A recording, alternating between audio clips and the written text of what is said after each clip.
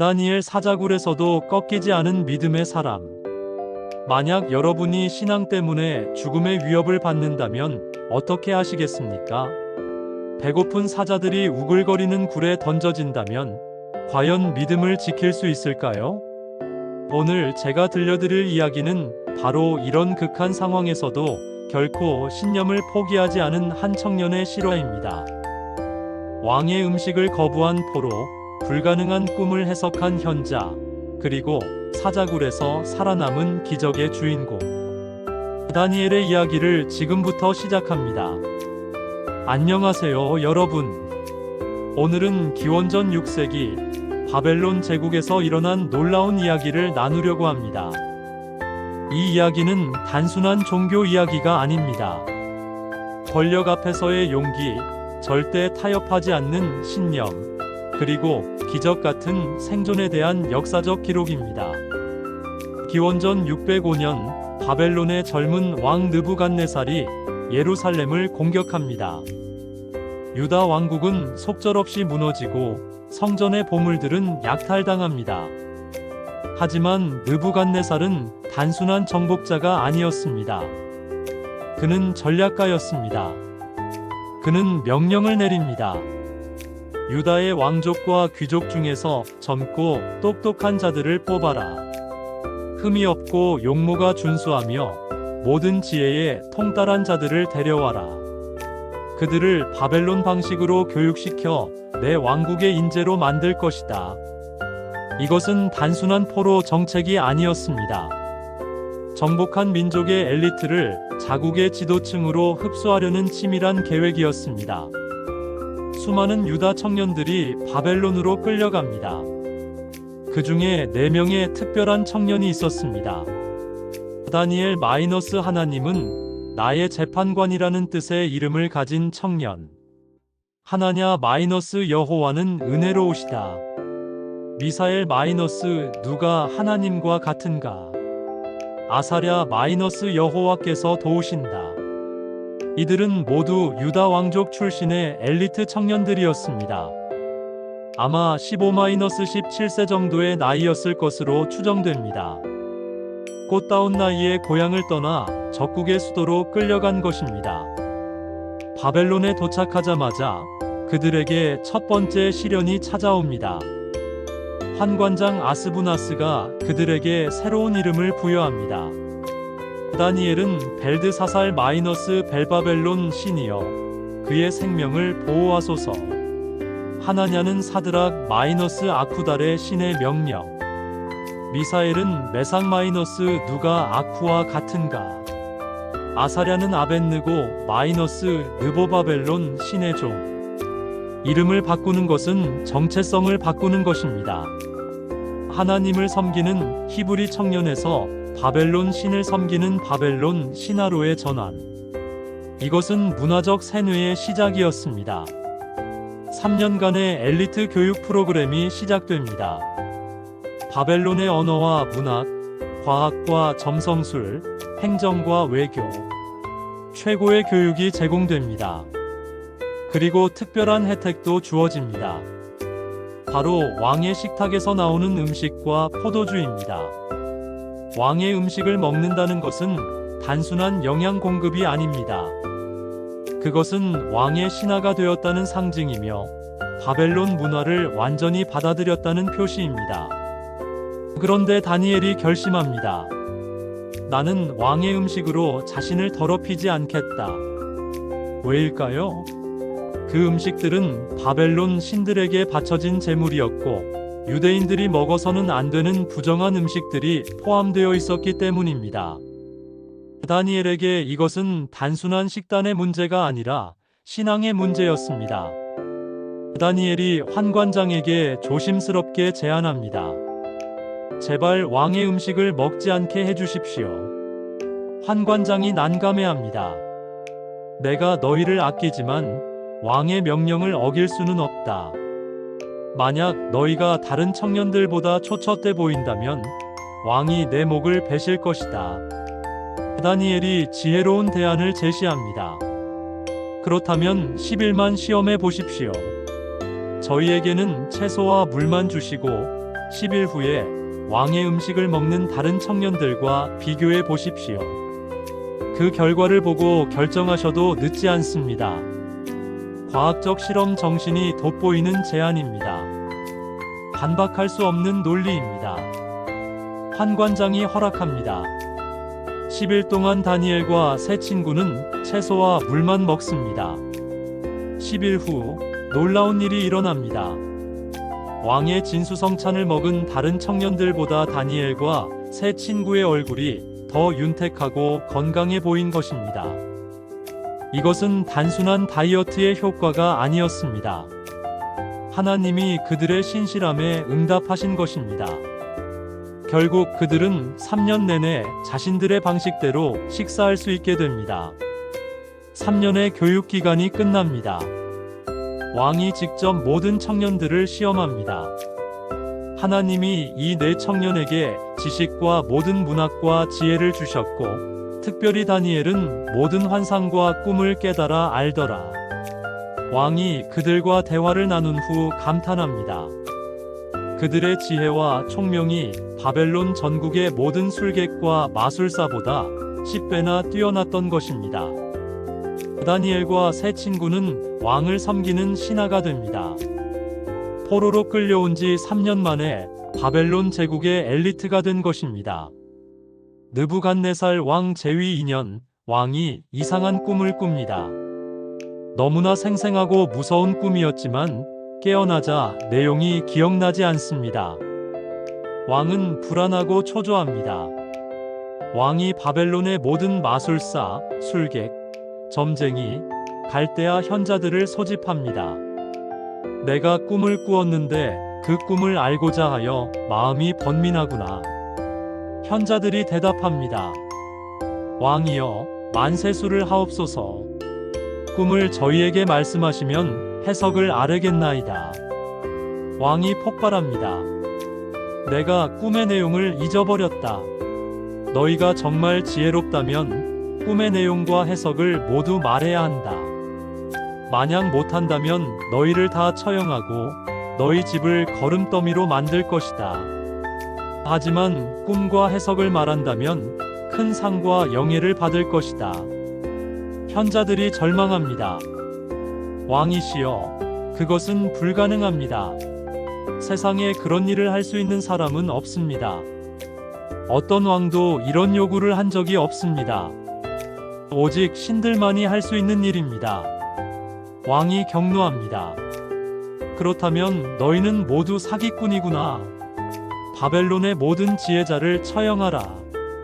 왕의 근위대장 아리옥이 처형 명령을 수행하러 나섭니다. 다니엘과 세 친구도 지혜자 그룹에 속해 있었기에 처형 대상이 됩니다. 아리옥이 다니엘을 잡으러 왔을 때 다니엘이 침착하게 묻습니다. 왜 왕의 명령이 이렇게 급합니까? 사정을 들은 다니엘이 왕께 나아가 담대히 요청합니다. 폐하, 시간을 주신다면 제가 꿈과 해석을 아뢰겠습니다. 왕이 시간을 허락합니다. 아마도 이 젊은 히브리 청년의 담대함에 감명받았을 것입니다. 다니엘이 집으로 돌아와 새 친구를 모읍니다. 우리의 생명이 달린 문제다. 하늘의 하나님께 이 은밀한 일에 대해 긍휼을 구하자. 네 청년이 밤새 간절히 기도합니다. 그들의 생명뿐 아니라 바벨론 모든 지혜자들의 생명이 달려 있었습니다. 그날 밤 환상 중에 그 비밀이 다니엘에게 계시됩니다. 다니엘이 감격하여 찬양합니다. 지혜와 능력이 하나님께 있도다. 그가 때와 계절을 바꾸시며 왕들을 패하시고 세우시며 지혜자에게 지혜를 주시고 지식을 주시는도다. 은밀한 것과 감추인 것을 아시고 어두운 데 있는 것을 아시는도다. 다니엘이 아리옥에게 말합니다. 지혜자들을 죽이지 마십시오. 저를 왕께 인도하십시오. 왕이 묻습니다. 내가 꿈과 그 해석을 내게 알릴 수 있겠느냐? 다니엘이 대답합니다. 왕이 물으신 은밀한 것은 어떤 지혜자도 현인도 술객도 점쟁이도 왕께 보일 수 없습니다. 그러나 하늘에 은밀한 것을 나타내시는 하나님이 계십니다. 그분이 느부갓네살 왕에게 후일에 될 일을 알게 하신 것입니다. 제가 이 은밀한 것을 아는 것은 제게 특별한 지혜가 있어서가 아닙니다. 오직 그 해석을 왕께 알려서 왕의 마음의 생각을 알게 하려 하심입니다. 다니엘이 꿈을 설명합니다. 왕이여, 왕이 보신 것은 거대한 신상이었습니다. 그 신상이 왕 앞에 섰는데 광채가 특별하고 모양이 무서웠습니다. 머리는 순금이었고 가슴과 팔은 은이었으며 배와 넓적다리는 노시였고 종아리는 철이었으며 발은 일부는 철이고 일부는 진흙이었습니다. 왕이 보고 계실 때 사람의 손으로 하지 않고 산에서 뜨인 돌이 날아와 그 신상의 철과 진흙으로 된 발을 쳤습니다. 그러자 철과 진흙과 놋과 은과 금이 다 부서져 여름 타작마당에 겨같이 되어 바람에 날려간 곳이 없었습니다. 그리고 그 신상을 친 돌은 태산이 되어온 세계에 가득했습니다. 왕의 얼굴이 창백해집니다. 그것이 바로 자신이 꾼 꿈이었습니다. 다니엘이 해석을 계속합니다. 왕이여, 왕은 만왕의 왕이십니다. 하늘의 하나님이 왕에게 나라와 권세와 능력과 영광을 주셨습니다. 왕이 바로 그 금머리입니다. 왕 후에 왕보다 못한 다른 나라가 일어날 것이고 은-메데 페르시아, 셋째로 녹 같은 나라가 일어나 온 세계를 다스릴 것이며 논-그리스, 넷째 나라는 철같이 강할 것입니다. 철-로마. 왕께서 발가락이 일부는 진흙이고 일부는 철인 것을 보신 것처럼 그 나라가 나누일 것이나 철의 강함이 있을 것입니다. 그들이 서로 섞이려 하나 합하지 못할 것입니다. 이 왕들의 시대에 하늘의 하나님이 한 나라를 세우시리니 이것은 영원히 망하지 않을 것입니다. 이 나라가 모든 나라를 쳐서 멸하고 영원히 설 것입니다. 산에서 사람의 손 없이 뜨인 돌이 철과 놋과 진흙과 은과 금을 부순 것을 왕이 보신 것이 바로 이것입니다. 느부갓네살이 충격을 받아 다니엘 앞에 엎드려 절합니다. 세계 최강 대국의 왕이 포로 청년 앞에 절한 것입니다. 참으로 너희 하나님은 신들의 신이시요 왕들의 주제시로다. 내가 능히 이 은밀한 것을 나타냈으니 너희 하나님이 은밀한 것을 나타내시는 분이시로다. 왕이 다니엘을 바벨론 온 지방의 총독으로 임명하고 모든 지혜자들의 우두머리로 세웁니다. 다니엘의 요청으로 세 친구도 바벨론 지방의 정무를 담당하게 됩니다. 시간이 흐른 후 느부갓네살 왕이 이상한 결정을 내립니다. 높이 60규빗 약 27m, 너비 6규빗 약 2.7m의 거대한 금 신상을 세운 것입니다. 아마도 꿈에서 본 신상의 금머리가 자신이라는 다니엘의 해석을 듣고 자신의 왕국이 영원하기를 바라는 마음에서 온통 금으로 된 신상을 만든 것 같습니다. 왕이 제국 전체에 명령을 내립니다. 모든 고관, 수령, 총독, 재판관, 재무관, 모사, 법률가와 각 지방 모든 관원들은 두라 평원으로 모여라. 봉헌식 날 전령이 크게 외칩니다. 백성들과 나라들과 각 언어를 말하는 자들아, 왕의 명령을 들으라. 나팔과 피리와 수금과 사면금과 양금과 생황과 모든 악기 소리를 들을 때 모두 엎드려 금신상에게 절하라. 누구든지 엎드려 절하지 않는 자는 즉시 맹렬히 타는 풀무불에 던져질 것이다. 음악이 울려 퍼지자 모든 사람이 일제히 엎드려 절합니다. 수십만 명이 동시에 무릎을 꿇는 장관이 연출됩니다. 그런데 세 사람이 서 있습니다. 사드락, 메삭, 아벳느고. 다니엘의 세 친구들입니다. 갈대아 사람들이 즉시 왕에게 고발합니다. 왕이여, 만세수를 하옵소서. 왕께서 세우신 유다 사람 사드락, 메삭, 아벳느고가 왕을 무시하고 왕의 신들을 섬기지 않으며 금 신상에게 절하지 않았나이다. 느부갓네살이 분노합니다. 자신이 발탁하고 신임했던 자들이 공개적으로 자신의 명령을 거부한 것입니다. 왕이 세 사람을 불러옵니다. 사드락, 메삭, 아벳느고야, 너희가 내 신들을 섬기지 않고 금 신상에게 절하지 않았다니 사실이냐? 이제 다시 기회를 주겠다. 음악 소리가 나면 즉시 절하라. 만약 절하지 않으면 즉시 맹렬히 타는 풀무불에 던져질 것이다. 그리고 어떤 신이 너희를 내 손에서 건져내겠느냐? 이것은 단순한 처벌 위협이 아닙니다. 신앙에 대한 직접적인 도전이었습니다. 새 청년의 대답은 역사상 가장 위대한 신앙 고백 중 하나입니다. 느부갓네살이여, 우리가 이 일에 대해 왕께 대답할 필요가 없나이다. 만일 그럴 것이면 우리가 섬기는 하나님이 우리를 맹렬히 타는 풀무불 가운데서 능히 건져내시겠고 왕의 손에서도 건져내시리이다. 그렇게 하지 아니하실지라도 왕이 알아두소서. 우리가 왕의 신들을 섬기지도 아니하고 왕이 세우신 금 신상에게 절하지도 아니하리이다. 그렇게 하지 아니하실지라도 마이너스 이 말이 핵심입니다. 하나님이 구원하시든 안 하시든 그들의 신앙은 변하지 않는다는 것입니다. 왕이 격노하여 얼굴색이 변합니다. 풀무불을 평소보다 7배 더 뜨겁게 하라. 가장 힘센 군사들아, 저들을 결박하여 풀무불에 던지라. 세 사람이 옷을 입은 채로 결박되어 풀무불에 던져집니다. 불이 너무 뜨거워서 그들을 던진 군사들이 불꽃에 타 죽을 정도였습니다.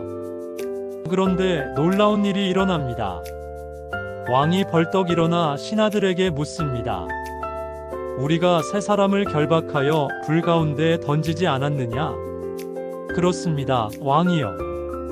그런데 내가 보니 네 사람이 불 가운데서 자유롭게 걸어다니는데 상하지도 않았고 그 넷째 사람의 모양은 신의 아들과 같구나. 왕이 풀무불 입구로 가서 외칩니다. 지극히 높으신 하나님의 종 사드락, 메삭, 아벳느고야, 나와서 이리로 오라. 세 사람이 불 가운데서 걸어 나옵니다. 모든 고관들이 모여 그들을 봅니다. 불이 그들의 몸을 해하지 못했고 머리털도 그을리지 않았고 옷도 타지 않았고 불냄새조차 나지 않았습니다. 완벽한 보호였습니다. 하나님이 불의 성질 자체를 바꾸신 것입니다. 느부갓네살이 선포합니다. 사드락과 메삭과 아벳느고의 하나님을 찬송할지로다. 그가 천사를 보내사 왕의 명령을 거역하고 자기 하나님 외에는 다른 신을 섬기지 않으려고 그 몸을 바친 종들을 구원하셨도다.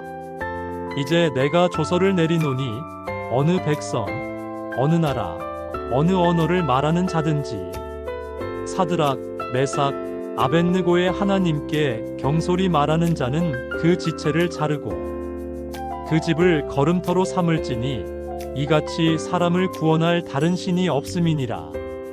그리고 왕이 세 사람을 바벨론 지방에서 더욱 높이 승진시킵니다. 느부갓네살 왕이 전 세계에 보내는 편지로 이 사건이 기록됩니다. 나 느부갓네살이 온 천하에 거주하는 모든 백성들에게 고하노니 지극히 높으신 하나님이 내게 행하신 이적과 놀라운 일을 내가 선포하고자 한다. 왕이 직접 자신의 굴욕적인 경험을 고백한 것입니다. 왕이 또 꿈을 꿉니다. 내가 본즉 땅의 중앙에 한 나무가 있는데 매우 높더라. 그 나무가 자라서 견고해지고 그 높이는 하늘에 닿았으며 땅 끝까지 보이더라. 그 잎사귀는 아름답고 열매는 많아 모든 생명체에 먹을 것이 되더라. 그런데 한 순찰자, 거룩한 자가 하늘에서 내려와 외쳤다. 그 나무를 베고 가지를 자르고 잎을 떨고 열매를 해치라. 그러나 그 뿌리의 그루터기는 땅에 남겨두고 철과 놋줄로 메어 들풀 가운데 두라. 그의 마음을 변하여 사람의 마음 같지 않게 하고 짐승의 마음을 주어 7대를 지나게 하라. 이는 지극히 높으신 이가 사람 나라를 다스리시며 자기 뜻대로 누구든지 그것을 주시는 줄을 알게 하려 함이라. 모든 현자가 해석하지 못하자 다니엘이 부름을 받습니다. 다니엘이 꿈을 듣고 1시간 동안 놀라 말을 못합니다. 왕이 말합니다. 벨드사사라, 다니엘의 바벨론 이름, 그 꿈과 해석이 너를 번민케 하지 말라. 다니엘이 조심스럽게 말합니다. 내 주여, 그 꿈은 왕을 미워하는 자에게 응하기를 원하나이다. 그 나무는 왕이십니다. 왕이 크고 강하여 하늘에 닿으셨나이다. 그러나 왕이 사람에게서 쫓겨나 들짐승과 함께 살며 소처럼 풀을 먹으며 하늘 이슬에 젖을 것이며 7대가 지날 것입니다. 이는 지극히 높으신 이가 사람 나라를 다스리시며 자기 뜻대로 그것을 누구에게든지 주시는 줄을 왕이 알기까지 그리하실 것입니다. 그러나 그루터기를 남긴다 하셨으니 하나님이 다스리시는 줄을 왕이 깨달은 후에 왕의 나라가 다시 왕에게 돌아올 것입니다. 다니엘이 왕에게 간청합니다. 왕이여, 나의 권고를 받으시고 공의를 행함으로 죄를 사하시고 가난한 자를 긍휼히 여김으로 죄악을 사하소서. 그리하시면 왕의 평안함이 혹시 장구하리이다. 하지만 왕은 이 경고를 무시합니다. 12개월이 지난 어느 날 왕이 바벨론 왕궁 지붕에서 거닐며 말합니다. 이 큰 바벨론은 내가 능력과 권세로 건설하여 나의 도성으로 삼고 내 위엄의 영광을 나타낸 것이 아니냐. 바벨론은 고대 세계 7대 불가사의 중 하나인 공중정원으로 유명했고 거대한 성벽과 화려한 건축물로 가득한 도시였습니다. 왕의 자부심도 이해할 만합니다. 왕의 말이 채 끝나기도 전에 하늘에서 소리가 납니다. 느부갓네살 왕아, 내게 말하노니 나라가 내게서 떠났느니라. 내가 사람에게서 쫓겨나 들짐승과 함께 살며 소처럼 풀을 먹을 것이요 7대가 지날 것이라. 그 후에 지극히 높으신 이가 사람 나라를 다스리시며 자기 뜻대로 그것을 누구에게든지 주시는 줄을 내가 알리라. 즉시 이 일이 왕에게 응합니다. 왕이 정신을 잃고 미쳐버린 것입니다. 그는 소처럼 풀을 뜯어먹고 이슬에 젖어 지내며 머리털이 독수리 깃털같이 자라고 손톱은 새 발톱같이 자랍니다. 7년 후 느부갓네살이 하늘을 우러러봅니다.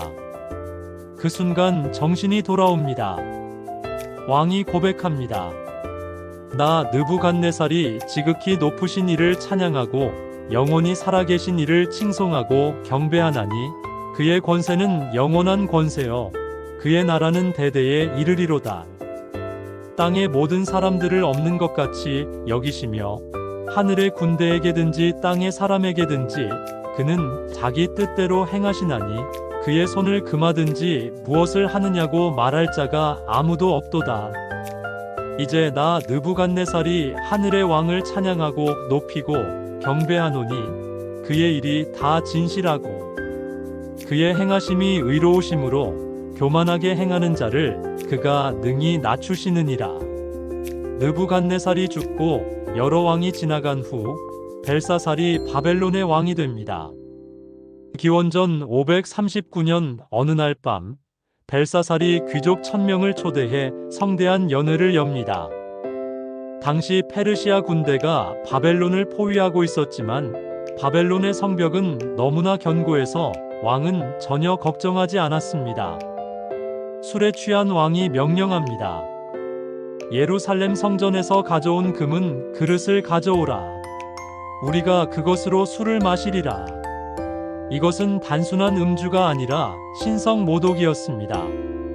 하나님의 성전에서 사용하던 거룩한 기구들로 술을 마시며 바벨론 신들을 찬양한 것입니다. 갑자기 왕궁 벽에 사람의 손가락이 나타나 글자를 씁니다. 왕이 그것을 보는 순간 얼굴빛이 변하고 무릎이 떨려 서로 부딪힙니다. 왕이 크게 소리칩니다. 술객들과 갈대아인들과 점쟁이들을 불러오라.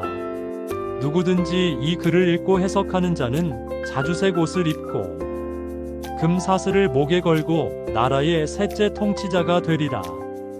하지만 아무도 그 글을 읽거나 해석하지 못합니다. 왕후왕의 어머니로 추정가 연회장에 들어와 말합니다. 왕이여, 만세수를 하옵소서. 왕의 나라에 거룩한 신들의 영이 있는 사람이 있나이다.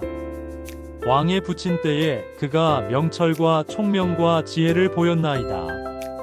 느부갓네살 왕이 그를 모든 술객과 갈대아인과 점쟁이의 우두머리로 삼으셨나이다. 다니엘이라 하는 그를 부르소서. 이때 다니엘은 이미 80세가 넘은 노인이었습니다. 그는 더 이상 높은 관직에 있지 않았지만 그의 명성은 여전했습니다. 왕이 다니엘에게 말합니다.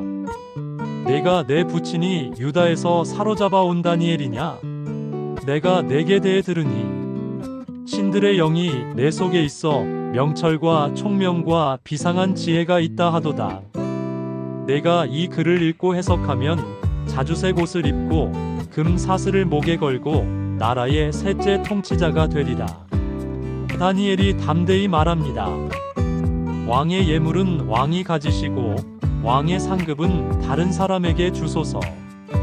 그래도 내가 글을 읽고 해석을 아뢰리이다. 왕이여, 지극히 높으신 하나님이 왕의 부친 느부갓네살에게 나라와 큰 권세와 영광과 위엄을 주셨나이다. 그러나 그가 마음이 높아지고 교만하여 강포함으로 하나님이 그를 왕위에서 내리시고 그 영광을 빼앗으셨나이다. 그가 인생 중에서 쫓겨나 짐승과 함께 지내며 느부갓네살의 징벌 이야기를 상기시킴. 벨사살이여, 왕은 그의 아들이 되어서 이것을 다 알고도 마음을 낮추지 아니하고 도리어 하늘의 주제를 거역하고 성전 그릇으로 술을 마시며 은, 금, 동, 철, 목, 석으로 만든 신들을 찬양하고 왕의 호흡을 주장하시고 왕의 모든 길을 작정하시는 하나님께는 영광을 돌리지 아니하셨나이다. 다니엘이 벽에 글씨를 읽습니다. 메네메네 데겔 우바르신. 그리고 해석합니다. 메네는 하나님이 왕의 나라의 시대를 계산하여 끝나게 하셨다는 뜻이요. 데겔은 왕을 저울에 달아보니 부족함이 보였다는 뜻이요. 베레스 우바르신의 단수는 왕의 나라가 나뉘어서 메대와 바사 사람에게 준 바 되었다는 뜻이니이다. 벨사살이 즉시 명령하여 다니엘에게 자주색 옷을 입히고 금 사슬을 목에 걸고 나라의 셋째 통치자로 삼습니다. 그날 밤 갈대아인의 왕 벨사살이 죽임을 당합니다. 페르시아 군대가 유프라테스 강물을 돌려 강바닥을 통해 바벨론 성으로 침입한 것입니다. 난공불락이라던 바벨론이 하룻밤에 함락됩니다. 메대 사람 다리오가 62세에 나라를 얻습니다. 바벨론이 페르시아에 정복되었지만 다니엘은 여전히 중용됩니다. 다리오 왕이 전국을 120개 지방으로 나누고 총독을 임명한 후 그 위에 3명의 총리를 두는데 다니엘이 그중 한 명이 됩니다. 80세가 넘은 다니엘이지만 그의 탁월함은 여전했습니다. 다니엘은 마음이 민첩하여 모든 총리와 총독 위에 뛰어났으므로 왕이 그를 전국을 다스리는 최고 총리로 세우려 합니다. 다른 총리들과 총독들이 다니엘을 제거할 음모를 꾸밉니다.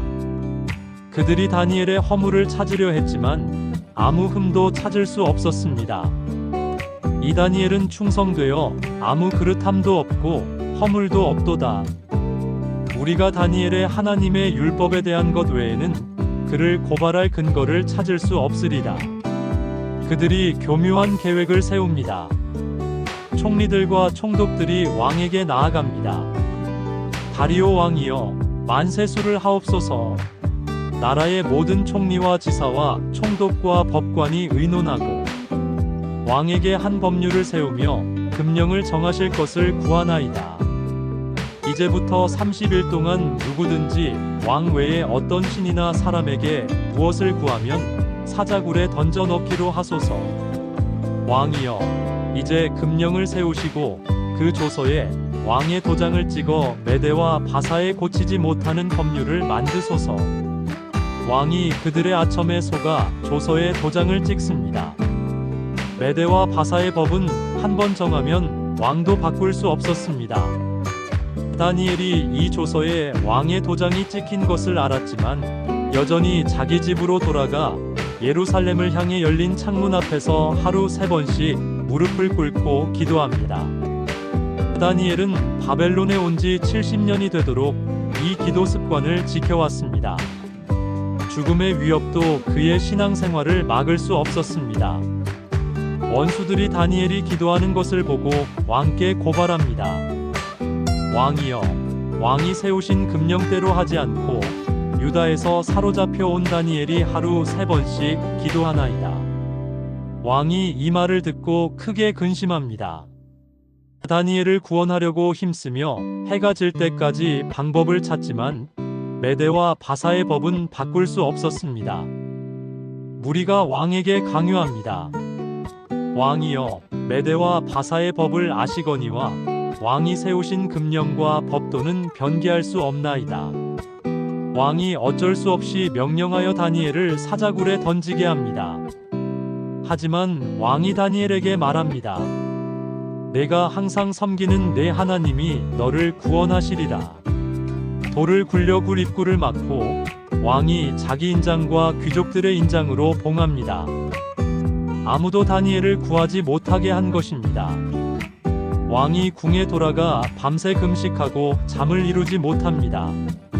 새벽에 왕이 급히 사자굴로 갑니다. 슬픈 소리로 다니엘을 부릅니다. 살아계신 하나님의 종 다니엘아, 내가 항상 섬기는 내 하나님이 사자들에게서 너를 구원하실 수 있었느냐? 굴 속에서 다니엘의 목소리가 들립니다. 왕이여, 원하건대 왕은 만세수를 하옵소서. 나의 하나님이 이미 그의 천사를 보내어 사자들의 입을 봉하셨으므로 사자들이 나를 상해하지 못하였사오니 의는 나의 무죄함이 그 앞에 명백함이오며 또 왕에게도 해를 끼치지 아니하였음이니이다. 왕이 크게 기뻐하며 다니엘을 굴에서 올리게 합니다. 다니엘을 살펴보니 조금도 상한 데가 없었습니다. 하나님을 믿었기 때문입니다. 왕이 명령합니다. 다니엘을 참소한 사람들을 끌어오라. 그들과 그들의 처자들이 사자굴에 던져집니다. 그들이 굴 바닥에 닿기도 전에 사자들이 그들을 움켜 뼈까지 부서뜨립니다. 다리오 왕이 온 나라에 조서를 내립니다.